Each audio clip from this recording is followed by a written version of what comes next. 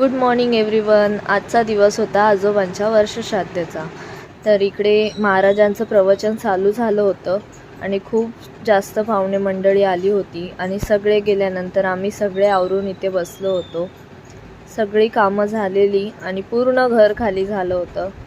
आणि त्यानंतर रात्रीची खूप थंडी होती आमच्या गावी आणि आम्ही सगळे शेकोटी करून बसलेलो. आणि हा दिवस होता सेकंड डे घरी जाण्याचा, मुंबईला रिटर्न येण्याचा. हे बघा आमचं वासरू खूप क्यूट आहे आणि मी खूप मिस करते त्याला. आणि इकडे सगळ्यांची गडबड चालू होती, सामान पॅकिंग करायची.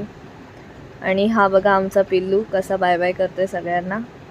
आणि त्यानंतर आम्ही सगळ्यांना बाय बाय करून निघालो मुंबईकडे. आणि ट्रेनमध्ये खूप जास्त गर्दी होती, त्यामुळे आम्हाला काही जागा भेटलीच नाही, कारण इलेक्शनची गर्दी होती. आणि त्यानंतर